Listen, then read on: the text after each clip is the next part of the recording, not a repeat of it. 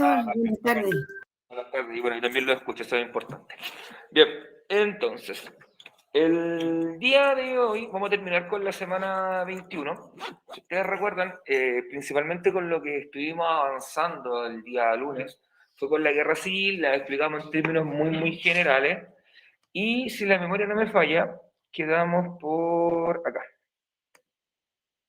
Se me quedó, quedamos por aquí hablando del centenario. Y me acuerdo que tuvimos una reflexión larga y tendida sobre el centenario. ¿Por qué? Porque cuando fue el bicentenario ocurrieron las mismas preguntas. El bicentenario fue en 2010. Todos ustedes probablemente ya estaban vivitos y coleando. Algunos probablemente ya eran adultos. Recordarán que en el tema del centenario que estuve hablando en específico hablábamos sobre, o nos enfocamos principalmente en aquella reflexión a la cual llega la élite chilena de la época, los intelectuales de la época, quienes establecen que los principales problemas vienen de la clase gobernante, ¿ya? Porque la clase gobernante nunca se preocupó por los problemas que tenía el común de la gente, sino que se preocupaban solamente por los problemas o rencillas internas que existían. Si te suena similar, lo que yo te comentaba, es súper obvio que te suena similar porque es lo mismo que ocurre hoy día. Hoy día, la clase política reflejada en el gobierno, en el Congreso, ¿ya? Y muchos candidatos presidenciales, ninguno se preocupa de los problemas de la gente, ¿ya? Solamente se preocupan de perpetuarse en el poder, de mantenerse en el poder. Y es ahí donde ocurre el gran problema con el ejercicio de la política en la actualidad en este país, ¿ya? Que se replican estas malas prácticas de hace más de 100 años. Nos preocupamos de que los nuestros, me refiero a la gente más cercana a mí, mis amigos, mis amigotes, mis colegionarios de partido, puedan tener un buen pasar, mientras que el común de la gente se termina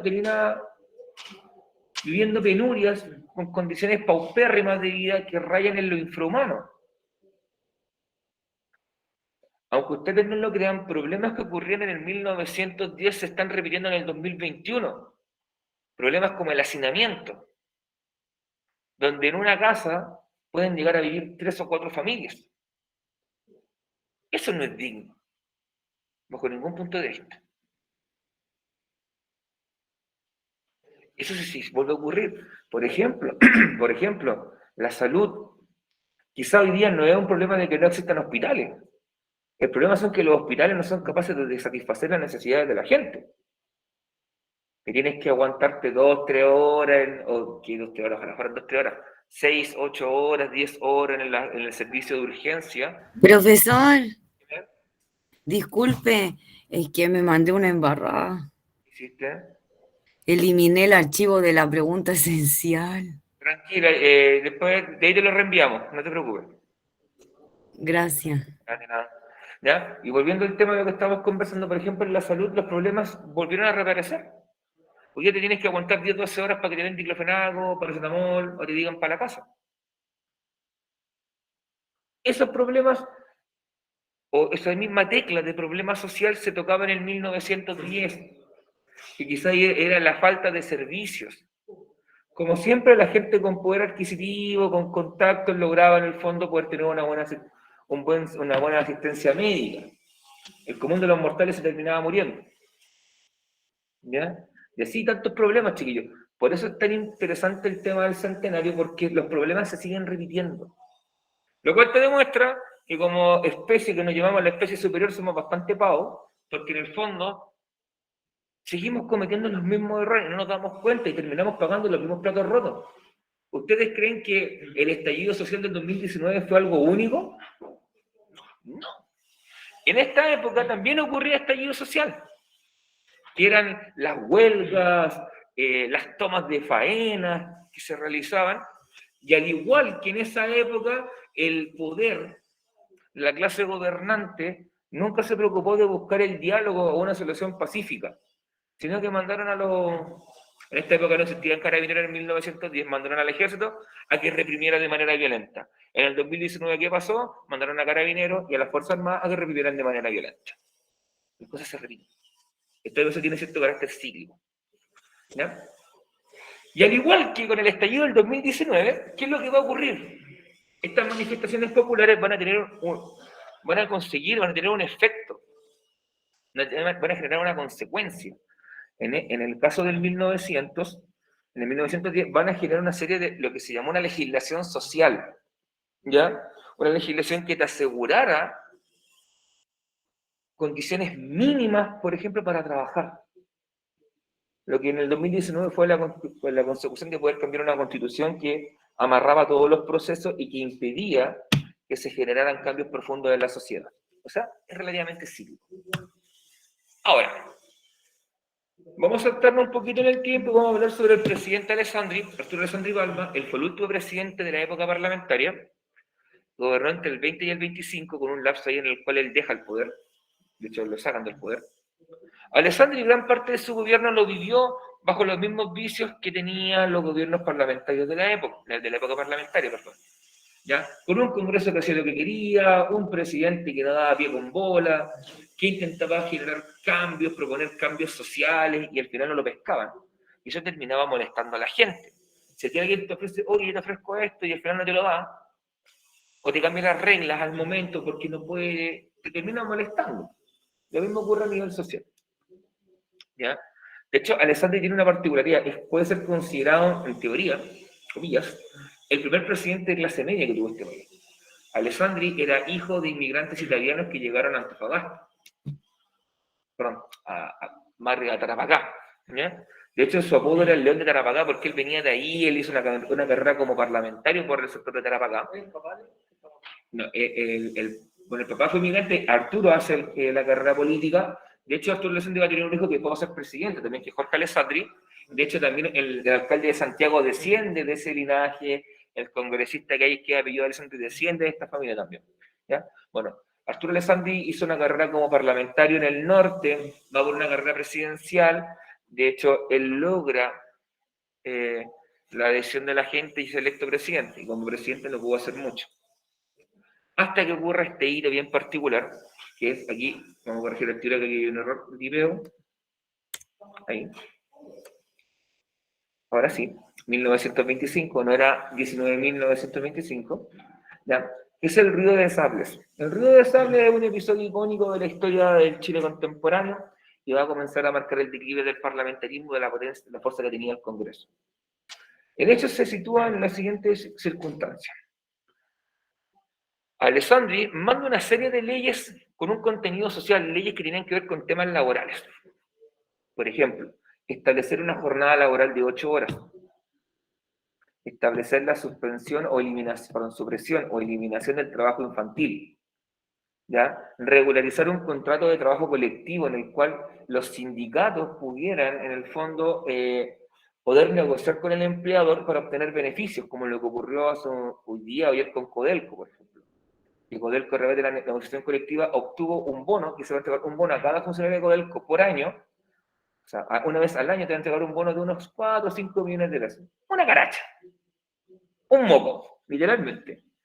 Sumado a los otros bonos que sacan, o sea. Eso tú lo puedes lograr con un contrato colectivo. Por ejemplo, poder negociar vacaciones, si son pagadas, no son pagadas, una serie de beneficios. ¿Ya? Una ley de accidentes de trabajo. Los que trabajan con contrato probablemente saben que hay una ley en el fondo que te establece que cuando tú sufres un accidente laboral o accidente de trayecto por motivo laboral, el empleador se hace cargo y te mandan al IST, te miran, ¿cachai? Te revisan, te dicen ya, mira, tú la cuestión no sé, ¿sabes qué? En el colegio estábamos, no sé, pues nos pidieron que hiciéramos una actividad para el 18 de septiembre y se nos ocurrió jugar al palo encebado, y alguien se subió y se cayó y se pegó y se quebró, no sé, por la cadera. Un accidente laboral. ¿Ya? Y ahí, eso en el fondo el empleador se hace responsable. Y también se estableció una ley de seguro obrero que va por la misma línea. Si ustedes se dan cuenta, las leyes que se votaban tenían que ver con temas sociales, de mejorar la calidad de vida de la gente y los trabajadores de este país. Como esto al Congreso le importaba cero porque no les afectaba, no querían votar la ley y estaban recurriendo a las estrategias que yo te conversaba el día lunes. Esta imposibilidad de cerrar el debate, en el fondo el manejarse con los quórum mínimos o máximos para así no votar la ley, ¿ya? Cosas de ese estilo, y todo pintaba que iba a seguir ese camino. Hasta que llegan oficiales de ejército, jóvenes, comandados por un tal Carlos Ibáñez del Campo, que llegan al Congreso y comienzan a hacer con el fusil este gesto. Comienzan a golpear sus fusiles, o sea, con sus sables al suelo, haciendo este ruido. ¿Qué mensaje es ese? O trabajan o se cortan cabeza. ¿Ya? El mensaje del Congreso lo entendió súper bien porque en un día aprobó todas estas leyes. Y trabajaron como nunca. ¿Qué te demuestra eso? Que en el fondo el Congreso sí podía hacer las cosas, pero no estaba interesado en hacerlas. Si te suena la realidad, también es mera coincidencia. Y también, ¿qué demostró esto? Que el ejército jugaba un rol clave en el desarrollo de la vida política de este país. De hecho, este es el momento en el cual el ejército va a ingresar como un actor clave, y este rol del ejército se va a mantener prácticamente hasta la década del 70, cuando ocurre el golpe de Estado. ¿Ya? De hecho, Alessandri vio el potencial en algunos oficiales de ejército, como en el caso de Ibáñez, y les fue ofreciendo ministerios. Y se fueron, además de ser oficiales de ejército, pasaron también a ser ministros de Estado. ¿Ya? Y de esa manera, ¿qué se va a lograr? Que se aprueben estas leyes sociales, que cambie un poquito el país para tener cierto grado de mayor equidad. Y por último, lo que le va a demostrar al ejército es que, no es tan difícil gobernar. ¿Saben qué? Lo podría hacer por mi cuenta. Lo voy a intentar. Digamos así que no funcionó del todo bien.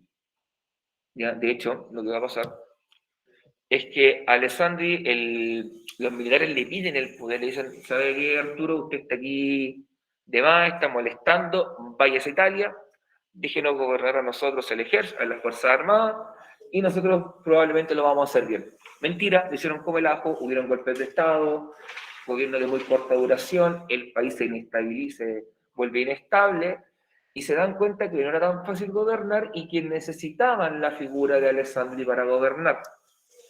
Por lo tanto, van a ir a Italia, van a ir a buscar a Alessandri y le van a decir, oye Arturo, vuélvete para acá, te necesitamos.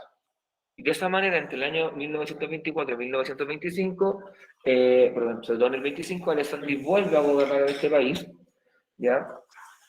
Cuando Alessandri vuelve a gobernar, no vuelve a gobernar solamente como para ser un gobierno más, sino que en ese momento también ocurre un cambio de constitución, se crea, se arma, y se va a terminar cambiando de constitución política. Vamos a pasar de la constitución de 1833, y estaba cercana a cumplir ya casi los 100 años, a una nueva constitución, que es la constitución, será la de 1925, que nos va a acompañar, o que va a acompañar a este país hasta el golpe de Estado del 73.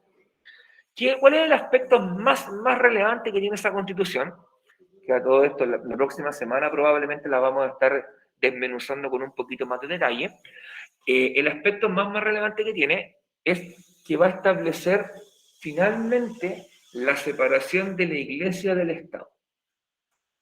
¿Qué significa eso? Que nosotros vamos a dejar de reconocernos como un Estado confesional con una religión de Estado, y vamos a pasar a ser un Estado laico que no reconoce una religión oficial.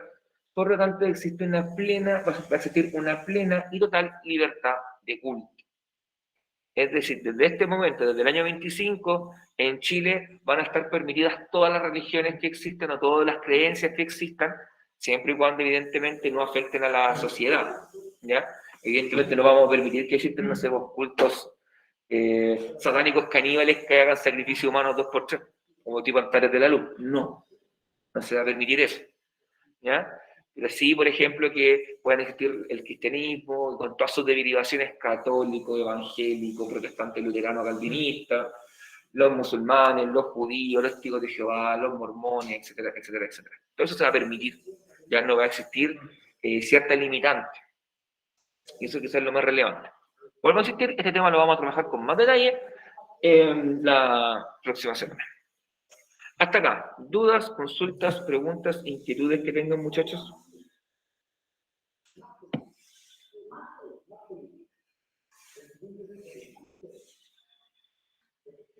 ¿No hay pregunta? Bien. Ahora, el último gran tema que deseo tocar, abordar con ustedes, es la cuestión social. La cuestión social tradicionalmente se le da un marco temporal, el espacio en el cual se desenvuelve desde 1808, de la década de 1880 hasta la década de 1920. ¿Ya? De hecho, porque justamente esas fechas coinciden en su comienzo con este proceso migratorio que se da hacia el norte de Chile tras la Guerra del Pacífico, cuando nosotros tomamos riqueza salitrera y la gente se va a trabajar a la salitrera, lo cual significa un movimiento del campo a estas zonas mineras, y el 1900, o la década, perdón, de 1920 se da principalmente porque es en este momento en el cual comienzan a surgir las legislaciones laborales. Va a aparecer el primer Código del Trabajo, ustedes vieron que se aprobaron leyes sociales y cosas de esa índole. Ahora bien, tienen que entender que cuando hablamos de cuestión, la cuestión es un problema. ¿Ya? De hecho, es un sinónimo de hablar de problema. Entonces, la cuestión social viene a ser el problema social. Esto le colocaron cuestión por ciúricos. Vamos a decir, el problema social es la misma cuestión. Bueno, ¿qué es? En sí, la cuestión social o el problema social es una época de la historia de Chile en la cual hay una serie de problemas a nivel de higiene, de salud, a nivel de urbanismo, de construcción de ciudades, que están dadas principalmente por el proceso de industrialización, que en este caso tiene que ver con el desarrollo de la minería del salitre y la minería del carbón principalmente, ¿ya? El potenciamiento del puerto de Valparaíso, que también va a traer gente a trabajar, ¿ya? Y así que tenemos esa industria que surge, y además por la movilidad social que significa esto, por el movimiento poblacional. Uno generalmente se va de una ciudad porque va a buscar, uno por lo general se va porque va a buscar nuevas oportunidades. No te vas porque, te puedes ir porque no estás cómodo, pero por lo general, cuando eres adulto y te mudas de una ciudad a otra es por una oportunidad de trabajo, ¿ya? Por ejemplo, si tú le preguntas a migrantes de Venezuela, Colombia, Haití, el por qué vinieron a Chile, probablemente muchos te van a dar la respuesta por buscar una mejor calidad de vida o una mejor oportunidad para vivir, ¿ya? Eso es, cuando hay movilidad de población, una de las principales causas tiene que ir con esa línea, con la búsqueda de una mejor condición, una mejor calidad de vida. ¿Y cómo será, abriendo un paréntesis, imagínense cómo será la calidad de vida en esos lugares que se sienten cómodos con la calidad de vida que encuentran en Chile? Que nosotros lo que queremos es que nos saquen de Latinoamérica y nos lleven a Europa. Para ellos es llegar a Europa y llegar a Chile. Y probablemente cualquier extranjero de la nacionalidad que yo te nombré, inclusive Perú, Bolivia, te van a comentar realidades similares. Te van a decir, ¿sabe qué? Esto es mucho mejor de lo que yo vivía en mi país. ¿Ya? Bueno, ahí tienen un par de imágenes. Miren las imágenes que están ahí. Y fíjense cómo era el modo de vida, ¿ya? O sea, no es una población, no es una villa, no es un conjunto habitacional, no es un bloque de departamentos, no es un condominio cerrado, sino que literalmente eran grandes casonas, muchas de ellas probablemente eran casonas del siglo XIX, o sea, casonas de la época o más atrás, ¿ya? Que las habilitaban de manera bien artesanal para convertirlas en piezas. Y en estas piezas se arrendaban, con estas piezas vivían las familias. ¿Ya? Donde muchas veces dentro de esa pieza que hacía de vivienda, no había servicios higiénicos, o sea, no había ducha, no había inodoro, no había cocina. O sea, en esta época tampoco las cocinas son como las conocemos hoy día. Eran cocinas, generalmente si tenías cocina era una cocina leña. ¿Ya? Aquí probablemente cocinaban con brasero. ¿Ok? Y se hacía al aire libre. Fíjense que en la imagen de arriba hay lavatorios, en el fondo, donde, o como le llamaba mi vieja, artesa, donde te echaban la ropa y ahora sí. O sea, olvídate de lavadora programable, así como 3 siglos. Claro, o que tú la puedes programar con tu teléfono para que te lave así como lavado en juego centrifugado. Olvídalo, y secado, olvídalo. A manopla. O sea, era una precariedad total.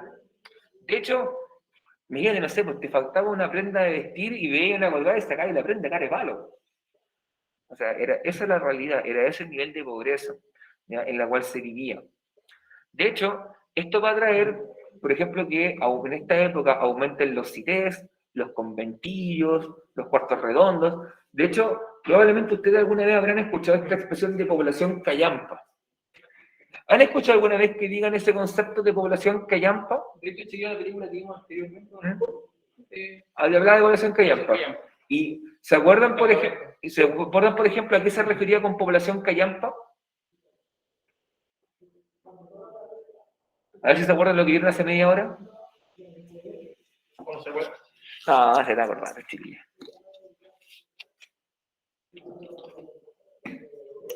¿Lo recuerdan? Las poblaciones callampas, en esta época, la podríamos asemejar o hacer un paralelismo con la actualidad y compararlas con las tomas de terreno. ¿Ya? Por ejemplo, ¿y qué es una toma de terreno? Recuerden que son todos estos sectores con viviendas que no son viviendas regularizadas o que no fueron regularizadas en un primer momento. ¿Ya? ¿Cómo sé yo que una vivienda no fue regularizada probablemente en la actualidad? Cuando tú vas a una villa o una población, te vas a encontrar que todas las casas son iguales, a nivel de estructura, del modelo. ¿Ya?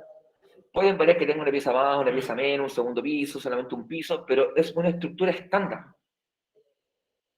En cambio, en las poblaciones callampas es todo irregular. Se construye con el material que se tiene.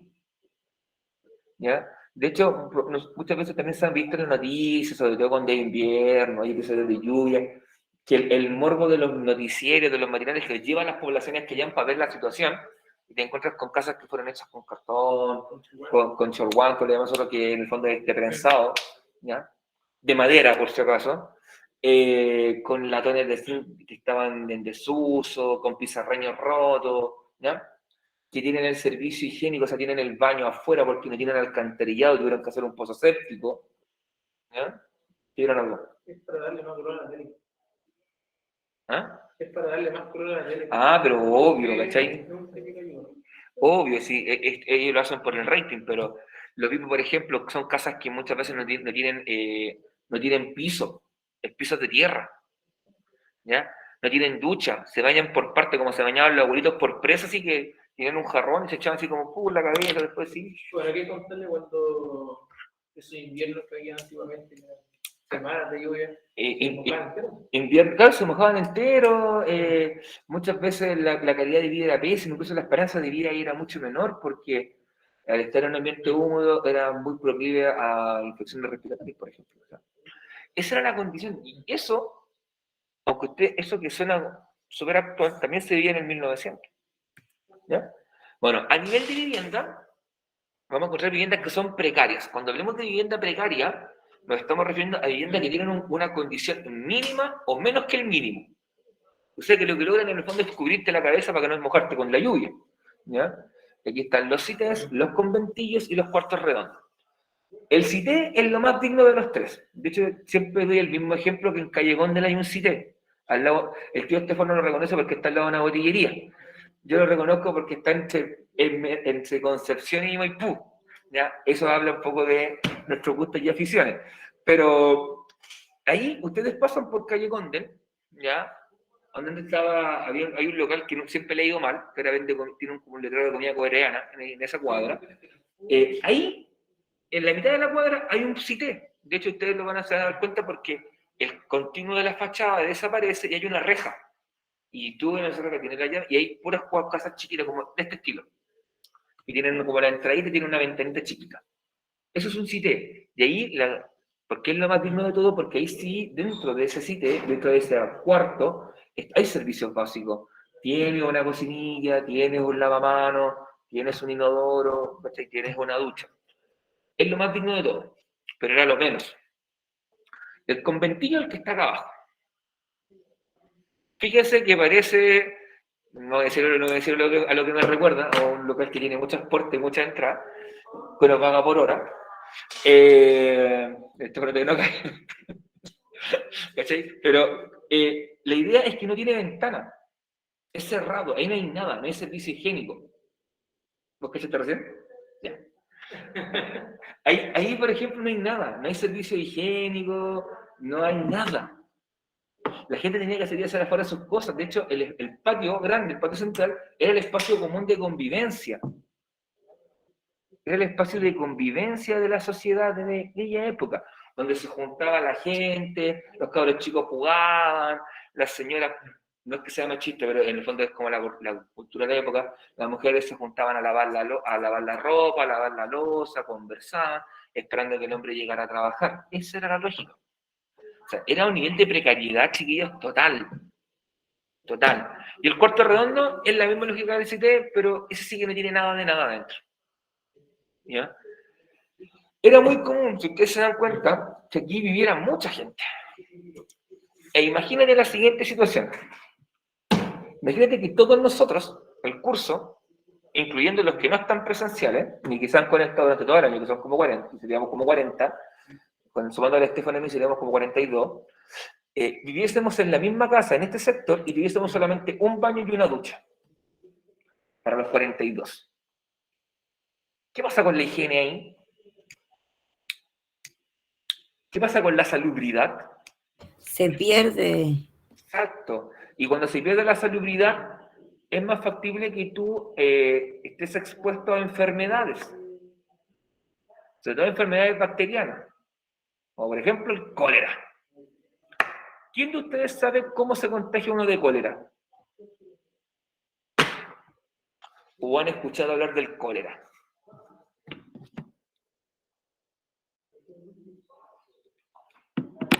Probablemente nunca han escuchado hablar del cólera.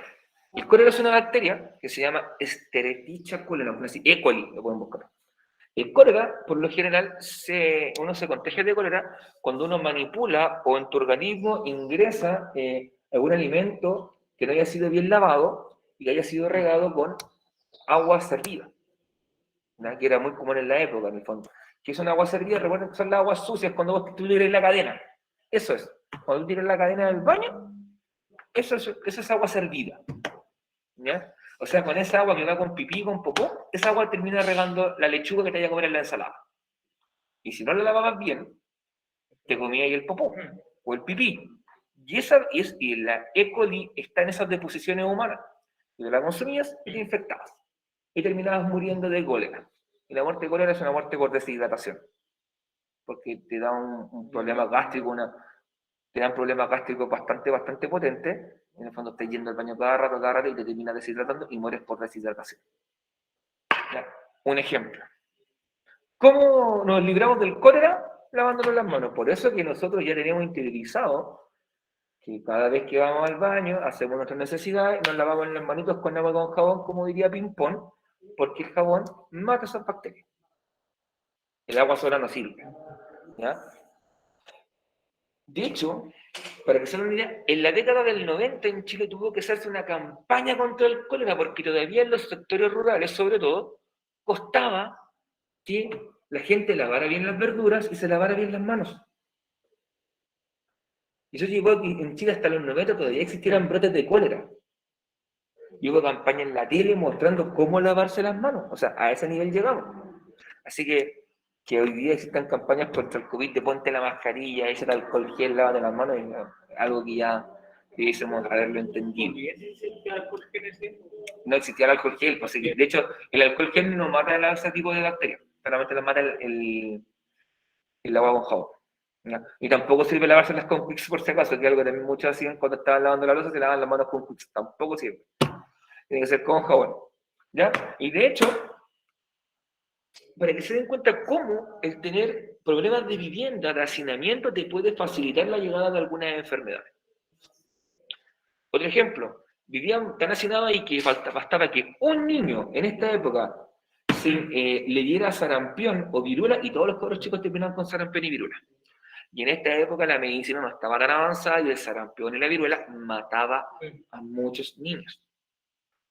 A pesar de que es más seguro que te dé cuando pequeño, pero que te dé cuando tú estás vacunado.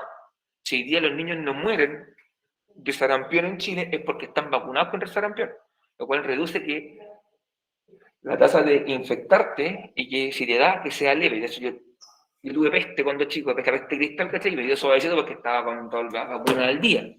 Pero cuando no estás con la vacuna al día te termina matando. ¿Ya? Así que eso también te demuestra cómo estos problemas de salubridad, de higiene, de hacinamiento terminan afectando a ámbitos más allá de la vivienda. ¿Ya? Y ahora, ¿por qué se generaron estos problemas? Principalmente porque hubo un aumento de población muy rápido en algunos sectores. ¿ya? Por lo tanto, las ciudades no fueron capaces de resistir toda la gente que llegaba, no fueron capaces de aguantarla. Solamente estos lugares, además de ser lugares pequeños,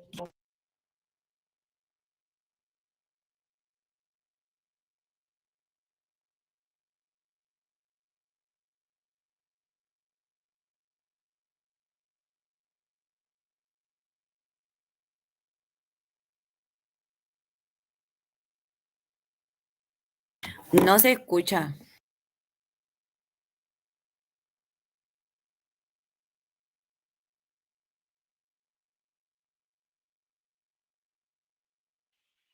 Ahí, es que se Ahí desconectó el sí. micrófono. Ya. Lo último, Pero que no se le olvide enviarme el Dale, documento. tranquila, si se me va a acordar. Ya. Lo que comentó el Estefano acá fue que también aquí había un tema de las familias, que las familias eran muy numerosas en esta época. De hecho, aquí se tendía a tener una familia extendida, es decir, terminaba viviendo terminaba viendo padre, hijo, hermanos, tíos, primos, abuelos, y eran en el fondo, no era una familia de 3 o 4 que vivían en una casa, sino que eran 10, 15. Se como bien achoclonado, y eso también facilitaba la expansión de este tipo de enfermedades.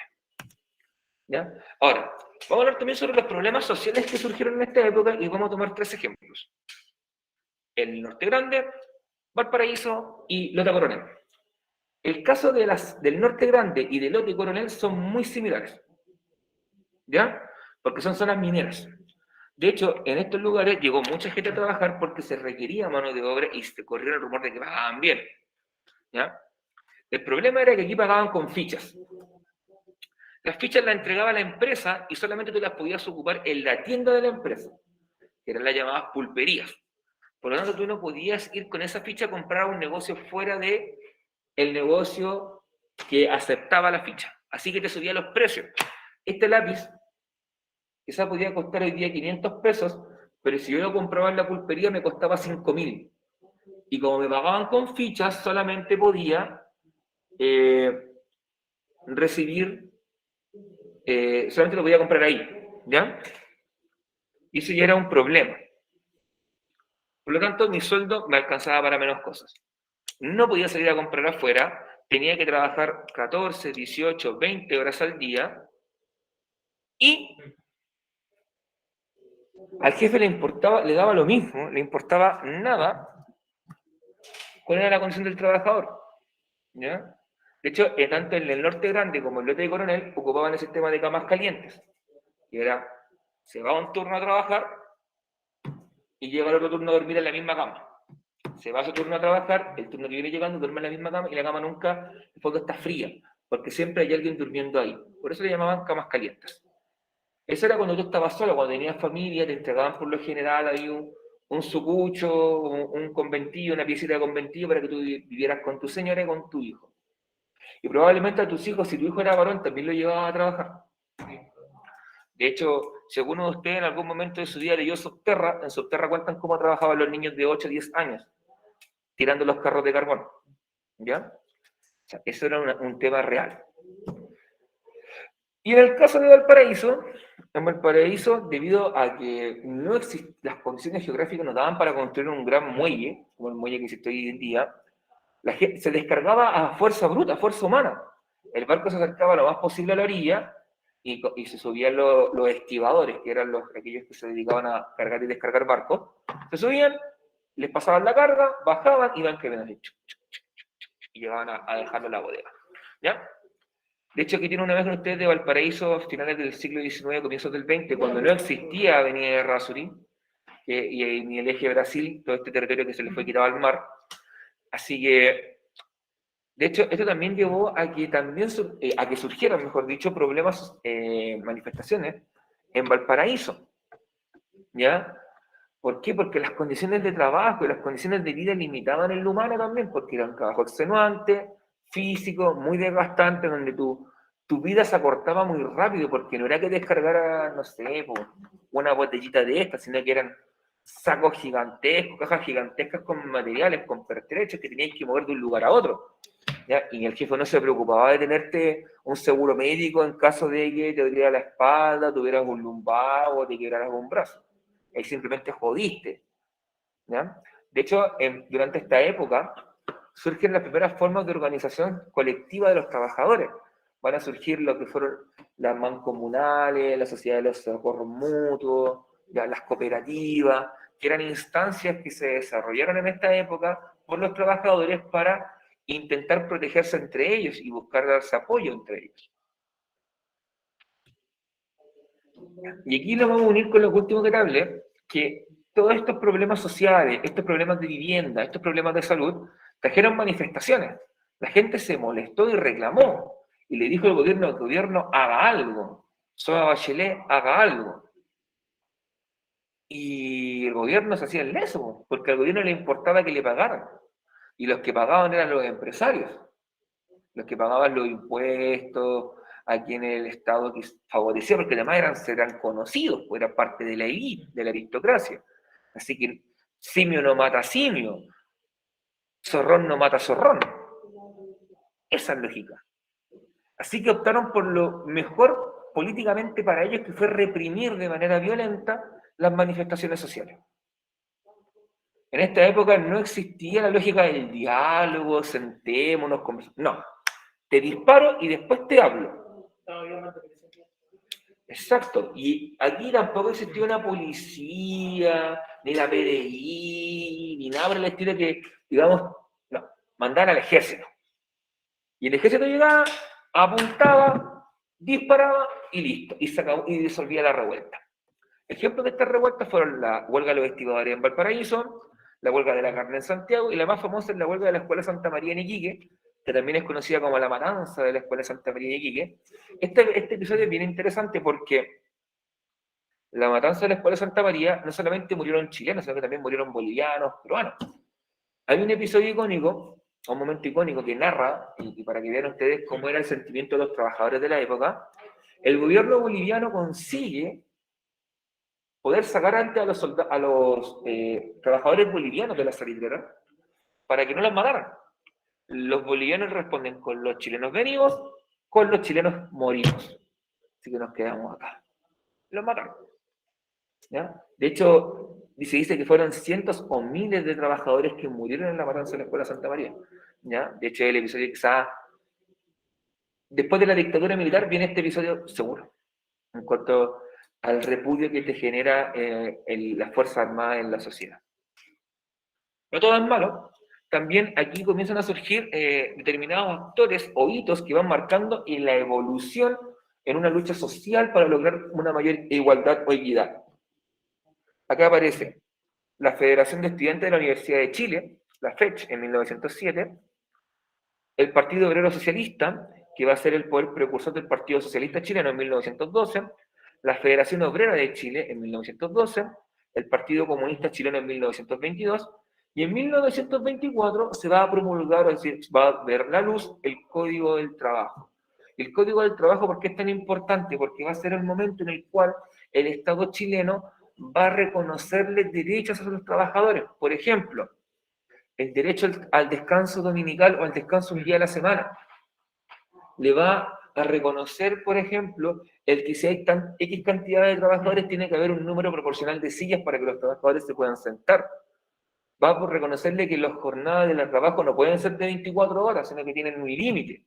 Y todo eso se fue ganando, y se ganó debido a la lucha de estos movimientos obreros, trabajadores, que dieron su vida para intentar mejorar la calidad de vida de las generaciones futuras. Y la imagen, yo creo que Estefano está girando, supongo que es la imagen la que están mirando. La imagen, ahí está el presidente Germán Riesco, este es de la huelga de la carne, ¿ya? Dice, única carnicería honrada que da buen mercado. Y si ustedes se dan cuenta acá dice, y en el fondo, esto es ferrocarriles. En el fondo, esa caricatura que está ahí es de la época de la huelga de la carne, ya en Santiago, que fue el presidente Germán Riesco quien le llevó, y lo retratan como un carnicero por las medidas represivas y violentas que tomó para disolver la huelga. Se descuartiza toda clase de trabajadores e infractores de la ley. ¿Ya? Mensaje más claro que ese no podéis tener. ¿Ya? Y por último, vamos a saltar y vamos a ir a la pregunta esencial. Sé que me la están pidiendo. Corta la grabación, ¿no? Vamos a detener la presentación.